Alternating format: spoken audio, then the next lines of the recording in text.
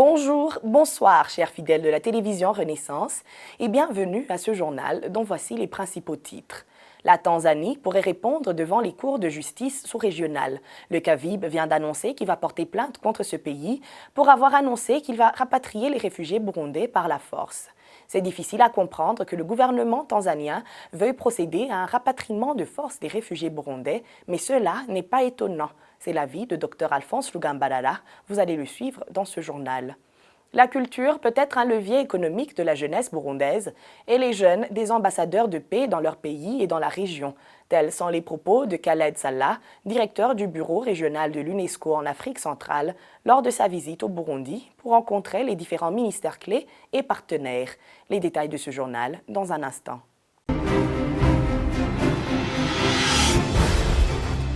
L'annonce par certains opposants en exil de leur intention de rentrer ne devrait pas être exploitée par les gouvernements tanzaniens et burundais pour forcer les réfugiés burundais vivant en Tanzanie à retourner au pays. C'est un appel de la plateforme Senared, dont les membres ont fait part de leur volonté de rentrer.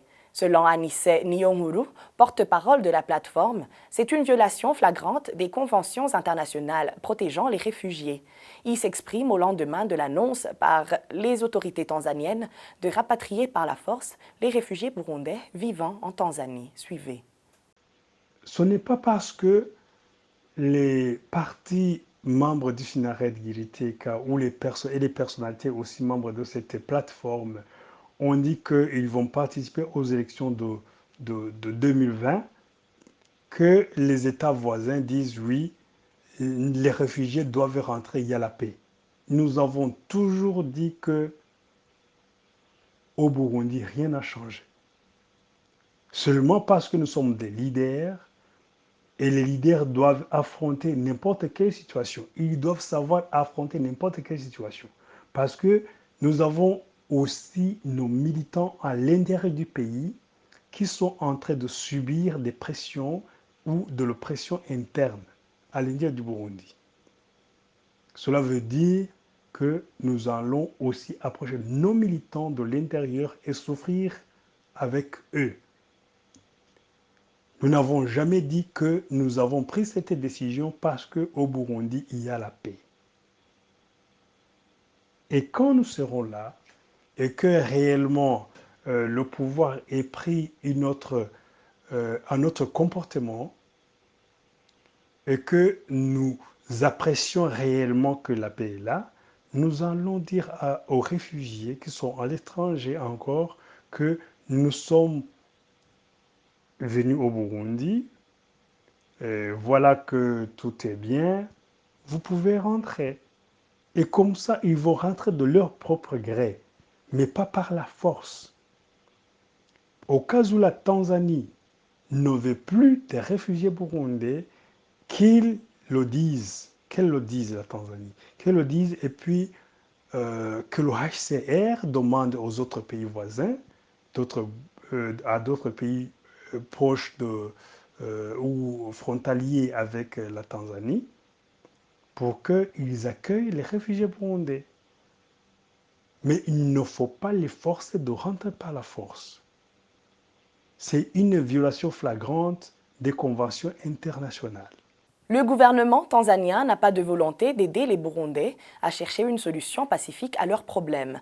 C'est l'avis de Dr Alphonse Lugambalala, un des hommes politiques burundais ayant signé le traité d'accord de paix d'Arusha du 28 août 2000. Si c'était le cas, il n'aurait pas pris la décision de rapatrier de force les réfugiés burundais vivant en Tanzanie, mais plutôt, il aiderait le médiateur Benjamin Mkapa dans la résolution du conflit au Burundi. Suivez.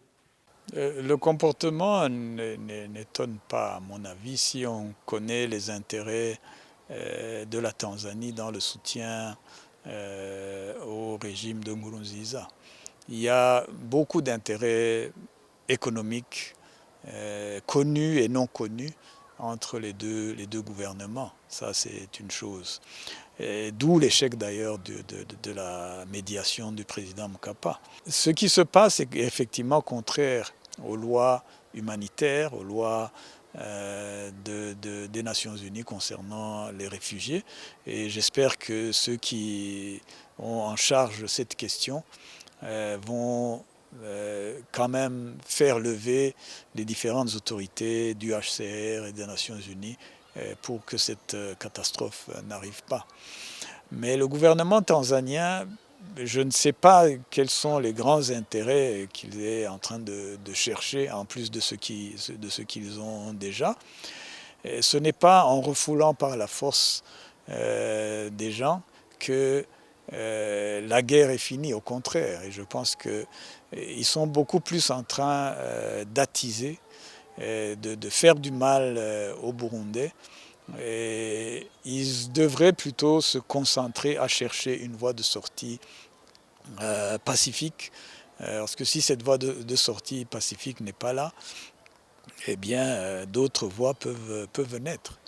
Et donc je pense que l'intérêt de la Tanzanie serait qu'il y ait véritablement la paix. Sinon, ils seront toujours en train de recevoir des réfugiés burundais tout le temps que ces différentes crises seront là. La crise du Burundi mérite une solution politique, une solution négociée, et les voisins devraient plutôt s'impliquer dans la recherche de cette solution. Le collectif des avocats pour la défense des victimes des crimes de droit international commis au Burundi, CAVIB, compte attaquer le gouvernement tanzanien en justice pour violation des droits des réfugiés burundais. Cela a été dit par Maître Cyriaque Niyibitegeka, secrétaire exécutif du CAVIB. Il demande aussi à tous les Burundais sensibles de faire tout leur possible pour éviter que ces réfugiés aillent se faire tuer au Burundi. Suivez. Nous envisageons une action judiciaire contre la Tanzanie au niveau des instances judiciaires régionales. Mais nous sommes conscients aussi que ce n'est pas suffisant parce que vous savez qu'il y a un délai. Il s'agit d'une course contre la montre parce que le ministre de l'Intérieur tanzanien parlait d'un délai qui va jusqu'au mois d'octobre prochain. Nous sommes conscients qu'il n'y a aucune instance judiciaire régionale qui pourrait analyser la question dans ce délai-là.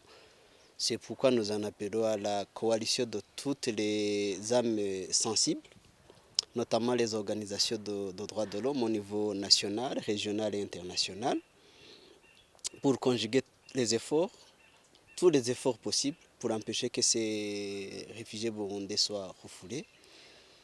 Mais surtout, c'est une question qui concerne tous les Burundais.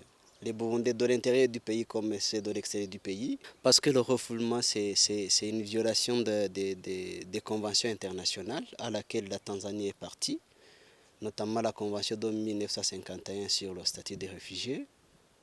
Là, je peux aussi citer la convention contre la torture. Il y a aussi au niveau africain la Charte africaine des droits de l'homme ou la Convention africaine sur les questions spécifiques des réfugiés. Voilà, donc il s'agit d'une violation grave des droits de l'homme.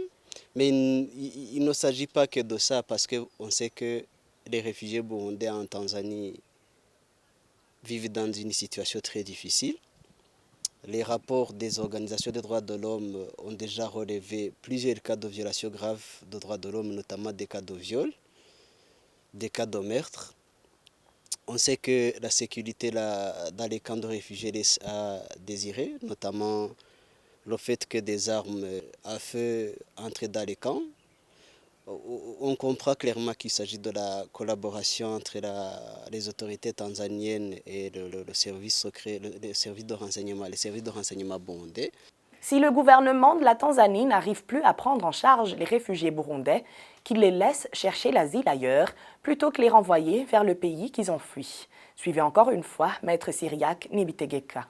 En général, si un État ne veut pas des réfugiés originaires d'un pays donné sur son territoire, cet État-là peut demander au HCR de délocaliser ces réfugiés-là ou laisser tout simplement ces réfugiés chercher un refuge ailleurs.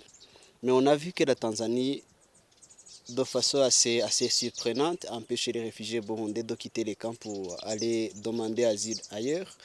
On sait par exemple que les réfugiés qui ont essayé d'aller vers le Kenya ont été arrêtés, détenus et torturés. Voilà, donc je demande à ces réfugiés, ou plutôt je conseille à ces réfugiés de continuer à se mobiliser et surtout de porter leur voix plus haut et de faire du plaidoyer auprès du HCR pour que si la Tanzanie ne peut pas les protéger, ne peut pas leur assurer une sécurité physique, que ces réfugiés-là soient délocalisés dans un autre pays plus favorable. Le Burundi est parmi l'un des pays africains qui connaît une bonne évolution au sein de la Croix-Rouge. Cela a été dit par Diallo Abdoul Aziz, le président de la Croix-Rouge au Sénégal et vice-président de la Fédération internationale de la Croix-Rouge, FICR, pour l'Afrique. Il se réjouit de l'état d'avancement des travaux de la Croix-Rouge et il dit qu'il a beaucoup appris sur l'intervention des équipes des unités collinaires et leur expérience. Suivez. J'ai effectué 3 jours de mission ici au Burundi, une journée à Bujumbura et 2 jours dans les provinces. Je dois dire que j'éprouve beaucoup de satisfaction et surtout beaucoup de leçons apprises.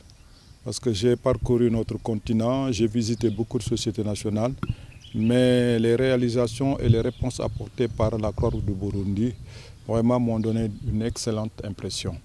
Vous savez, vous avez une expérience assez particulière en Afrique, je dirais unique, les unités collinaires. Les unités collinaires sont des structures qui regroupent le plus grand nombre de volontaires. Non pas de volontaires choisis au hasard, mais volontaires appartenant à la communauté, s'intégrant dans la communauté et participant à la solution de la communauté. Et le grand nombre que vous avez correspond au tiers des volontaires de l'Afrique de l'Ouest, ma région naturelle. Donc c'est dire que vous avez là un capital humain, une force efficace et opérationnelle sur le terrain qui vous permettent, à côté des pouvoirs publics, d'apporter des réponses concrètes, visibles aux problèmes des communautés vulnérables. Soutenir la jeunesse burundaise dans le domaine de l'éducation reste une priorité pour l'UNESCO. Développer en outre la culture pour qu'elle devienne un instrument économique pour les jeunes à travers la transformation du patrimoine du pays et que la jeunesse soit des ambassadeurs pour la paix dans leur pays et la région. C'était les propos de Khaled Salah, directeur du bureau régional de l'UNESCO en Afrique centrale, ce samedi à l'occasion d'une rencontre avec les partenaires techniques et financiers de l'UNESCO au Burundi. Suivez. L'impression générale que j'ai reçue, c'est qu'il y a une appréciation du travail de l'UNESCO jusqu'à aujourd'hui. Tout le travail que l'UNESCO fait dans les domaines de l'éducation, la culture, les médias, communication et information. Mais aussi, il y a une attente énorme de l'UNESCO pour agrandir et renforcer notre programme, renforcer notre présence ici au Burundi. Et c'est quelque chose, comme directeur du bureau régional, je ne ménagerai aucun effort pour vraiment assurer que cela se passe. Il y a un défi évidemment financier, de disponibilité de ressources. Et je crois qu'on va renforcer notre bureau avec les ressources nécessaires. Tant que possible, on va travailler avec les partenaires techniques et financiers dans cette direction. Les opportunités sont énormes, le potentiel est énorme. Notre priorité de l'UNESCO, c'est de renforcer vraiment le potentiel de ce capital humain qui est la jeunesse. Et dans tous les domaines, dans tous les autres domaines, comme la culture par exemple, qui est un domaine essentiel pour l'UNESCO, comment faire de la culture un levier économique aussi pour les jeunes, à travers le développement des industries créatives et culturelles, comme un petit exemple. Le patrimoine culturel immatériel très riche du pays, comment le transformer en levier économique. Il y a aussi à travers les médias, la communication, tout le programme de consolidation de la paix et la prévention de conflits. C'est la priorité aussi pour l'UNESCO, comment travailler avec les jeunes pour qu'ils soient des ambassadeurs de la paix, pour qu'ils travaillent pour la stabilité de leur pays et même de la région. C'est par ici que prend fin notre journal. Merci à vous tous qui l'avez suivi. Au revoir.